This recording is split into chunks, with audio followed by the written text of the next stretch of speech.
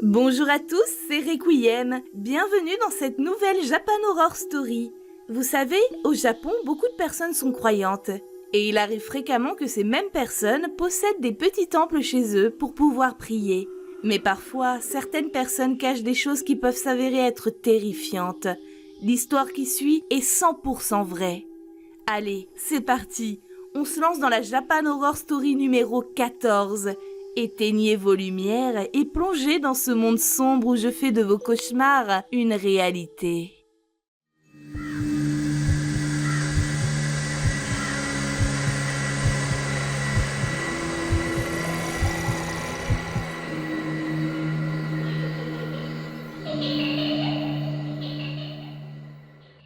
Mon grand-père possédait une maison dans la campagne de Shirakawa-go, dans la préfecture de Gifu. C'était une vieille maison qu'il avait héritée de son père lui-même. Il y avait un petit sanctuaire dans lequel était vénéré Inari, le dieu des récoltes. Mon grand-père prenait toujours très grand soin de ce sanctuaire. Non seulement il ne laissait personne voir l'intérieur de celui-ci, mais il ne permettait surtout pas que quiconque le touche. Malheureusement, mon grand-père a toujours laissé planer du mystère autour de ce sanctuaire. Il n'a jamais voulu dire pourquoi nous ne pouvions ni regarder dedans, ni le toucher, même par bonne intention. C'était presque obsessionnel pour lui, et il priait très fréquemment devant ce sanctuaire. Une fois, j'ai essayé de toucher le sanctuaire par curiosité. À cette époque, j'étais vraiment très jeune. Je devais avoir à peu près 5 ans, peut-être un peu plus. Avant que je ne puisse poser mes petits doigts dessus, mon grand-père s'est approché comme une furie et m'a hurlé. « Qu'est-ce que tu fais ? Ne fais jamais ça ou tu seras maudit !» Il était généralement très calme et très gentil, donc le voir arriver de cette façon et me hurler dessus de plein poumon m'avait choqué. L'image de son visage déformé par la colère est restée me hanter.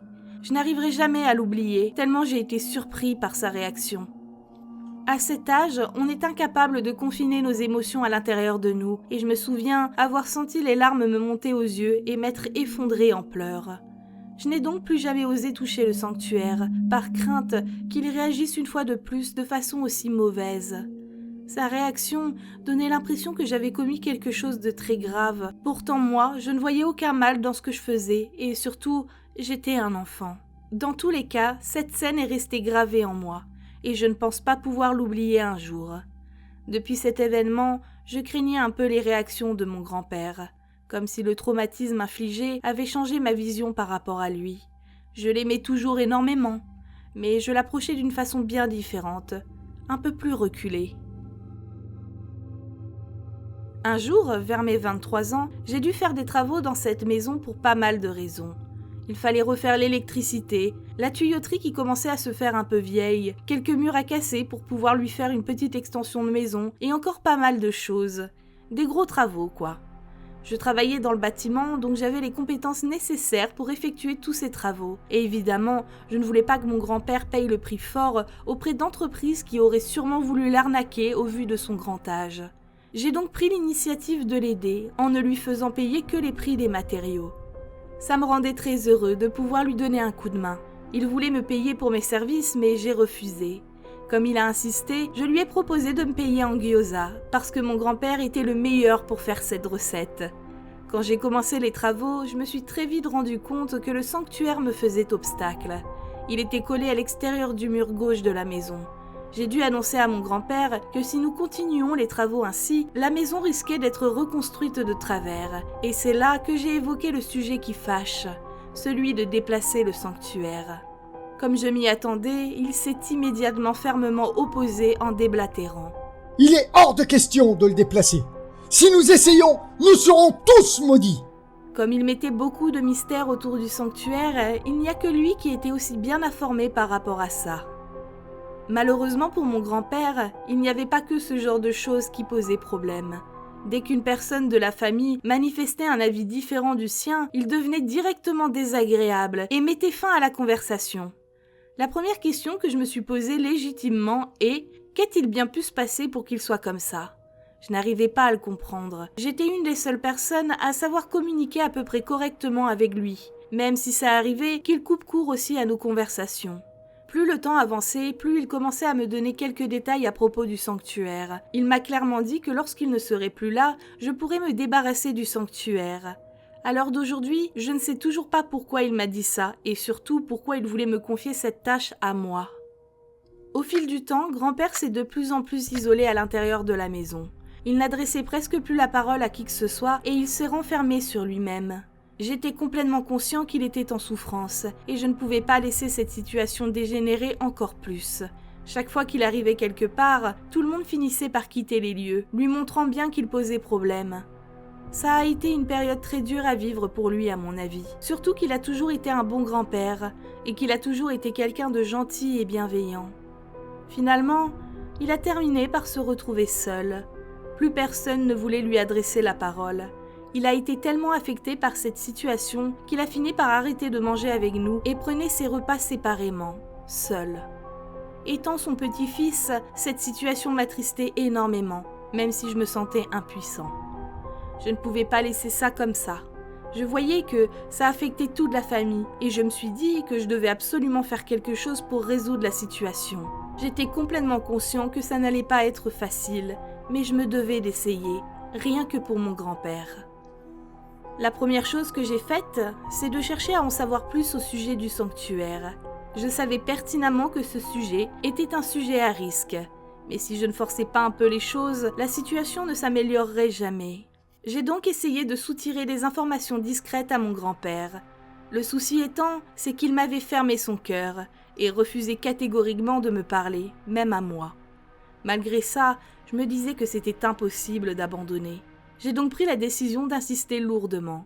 Évidemment, au début, il me rejetait directement, mais plus ça allait, plus mon grand-père n'arrivait plus trop à résister au fait de s'ouvrir un peu. En parallèle, je priais au sanctuaire, et ça même si j'ignorais s'il existait une telle divinité. Je pense que ce geste, en plus de mon insistance, a dû attendrir le cœur de mon grand-père. Je ne sais pas exactement combien de mois sont passés, mais pendant toute cette durée, je n'ai jamais lâché l'affaire. J'ai continué d'insister avec mes questions auprès de mon grand-père, et j'ai prié tous les jours au sanctuaire. Puis un jour, tandis que j'étais en train de faire ma prière quotidienne, mon grand-père s'est approché tout doucement de moi et m'a dit « Viens par ici un instant. » Étonné, j'ai regardé mon grand-père en me demandant ce qu'il voulait. Je l'ai donc suivi. Et c'est là que j'ai découvert l'histoire de notre sanctuaire. Grand-père m'a raconté ceci. Cet hôtel au dieu Inari a appartenu à mon grand-père, et à son père avant lui, et à nos ancêtres avant cela. Ils l'ont protégé et traité comme la plus précieuse de leurs possessions. C'est pourquoi, aujourd'hui, nous devons nous aussi en prendre soin. Je vois. Il est vraiment précieux, n'est-ce pas ? Oui, il l'est. C'est à ce moment que je me suis dit « Quoi ? C'est tout ? » Ce n'était pas possible. Cette histoire était trop vide. J'ai commencé à douter des dires de mon grand-père. J'avais l'impression qu'il ne disait pas toute la vérité. Grand-père, comment dire... notre famille s'est occupée du sanctuaire d'Inari, et donc tu t'en occupes à ton tour. Et c'est tout ? Il m'a juste répondu que oui. Ça m'a surpris. Je me suis alors demandé s'il ne cachait pas un secret. Je ne trouvais vraiment aucun sens profond à son explication. Je pense qu'à ce moment, il a dû réaliser l'incompréhension sur mon visage, puisqu'il a repris le fil de la conversation. Il est vraiment important de prendre soin des choses que l'on nous confie. Mais j'ai laissé s'installer une tension dans notre famille. Je me suis laissé emporter. Lui comme moi, nous nous sentions quelque peu embarrassés, mais nous avons fini par rire de la situation. Alors en soi, il n'y avait rien d'amusant, mais je ne sais pas. Nous avons juste ri ensemble. J'ai fini par réfléchir à ces mots après notre conversation, et je me suis dit qu'après tout, c'est pour ce lieu que mon grand-père était en train de devenir un paria dans la famille. Après ça, j'ai eu l'autorisation de déplacer le sanctuaire, et j'ai même pu finir les travaux dans la maison. Depuis que nous avions eu cette conversation plutôt profonde, grand-père s'était de nouveau adouci, et était redevenu aussi gentil et compréhensif qu'avant. La famille a décidé de lui pardonner ses années d'égarement et il n'a plus du tout été traité comme un paria. Je pense que grand-père était un peu superstitieux, car même si j'avais bougé le sanctuaire, il n'y eut aucune malédiction causée par les travaux. Grand-père a même vécu longtemps et est finalement décédé à 90 ans de mort naturelle. Toute notre famille est redevenue paisible et l'harmonie régnait parmi nous. Il n'y eut jamais aucune maladie, ni accident notable pour qui que ce soit. Mais au final, à l'heure où je vous raconte tout ça, il reste une chose pour laquelle je me fais du souci. Lors des derniers instants de mon grand-père, il observait notre famille vivre cette existence paisible et il semblait être très calme. Je suis allée le voir et je lui ai demandé « Grand-père, est-ce que t'as eu une belle vie ?» Oui, je suis heureux que le dieu Inari m'ait pardonné. Après sa mort, j'ai voulu voir ce qu'il y avait dans le sanctuaire et je l'ai trouvé totalement vide. J'ai donc décidé de demander à ma famille pourquoi le sanctuaire était vide et est-ce qu'il s'était passé quelque chose. Mais personne n'avait d'explication. Ils m'ont tous dit qu'ils n'en savaient rien et que seul grand-père s'occupait du sanctuaire. Je me demande donc si ce sanctuaire avait quelque chose d'important que seul mon grand-père connaissait. Et si c'était le cas, qu'est-ce que ça pouvait être ? Et voilà, c'est la fin de cette vidéo, j'espère qu'elle vous a plu. N'oubliez jamais de toujours écouter vos grands-parents et surtout de leur porter assistance s'ils en ont besoin. Il est important de prendre soin de ses proches. Si cette vidéo vous a plu, n'hésitez pas à la liker, mettre un petit commentaire et même à la partager. Si vous aimez ce que je fais, vous pouvez aussi me suivre sur mes réseaux sociaux qui apparaissent juste maintenant à l'écran. Je vous souhaite une terrible nuit remplie de cauchemars plus atroces les uns que les autres. Et je vous dis à samedi pour la prochaine Japan Horror Story.